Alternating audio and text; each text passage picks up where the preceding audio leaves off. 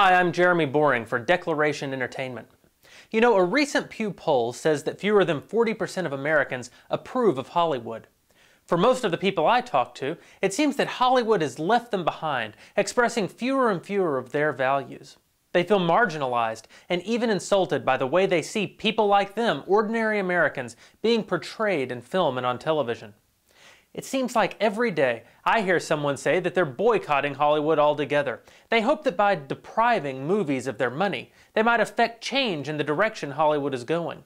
But even though smaller and smaller percentages of Americans go to the movies, Hollywood doesn't seem to be correcting its course. The reason is that Hollywood isn't really dependent on your money. Well, not like they used to be anyway. See, in the golden era, studios distributed their movies directly to the public. Studios financed the movies, studios made the movies, and studios released the movies in their own theaters. And almost everyone went to the movies in those days. This direct relationship between the studios and the audience gave the public a powerful influence on the kind of movies that got made. If people didn't like a movie, well, they wouldn't go. And if they didn't go, the studio lost its socks. But then something changed. The Supreme Court decided that the studios couldn't own the theaters anymore. This changed the fundamental relationship between the audience and the studio forever. Now there was a new entity, a third party that had to be paid before the studios could make their money. The result was that it became much harder for the studios to make the money back that they had invested into the movies. So the studios did what anyone would do. They looked for new ways to make money.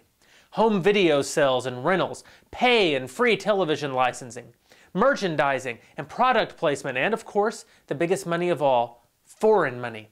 See, there's over 40 territories out there with literally billions of people that Hollywood can sell movies to. And so the sensibilities of the movies began to change to meet the demands of their new customers. Sure, Hollywood's traditional customers, Americans, began to sour to the movies, and fewer of them came. But since most of the box office money goes to the theater owners now anyway, the studios weren't nearly as affected as they used to be. Theater owners may not like it, but they don't make the movies.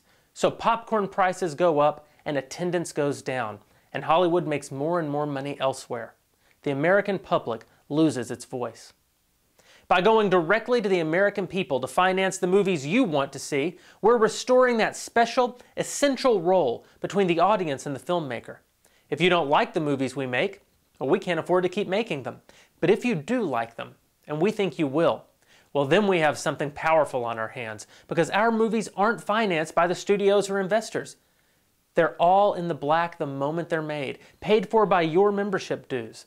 That means that we can make distribution deals that strive to reach as many people as possible with our pro-American value movies, and not distribution deals focused on making the most money possible to get out of deep debt. This will ensure that we're always responsible to our most important audience first, our citizen producers. And sure, we'll try to find foreign audiences for our films as well, but only as a way to reach a wider and wider audience with the values that we're championing. Because that's the biggest problem with modern Hollywood. Instead of carrying American values to the world, values that underlie freedom and prosperity and ingenuity, they've abandoned the world to the values that America was founded to escape. So let's do something about it. We'll have some fun, and we might just save the country.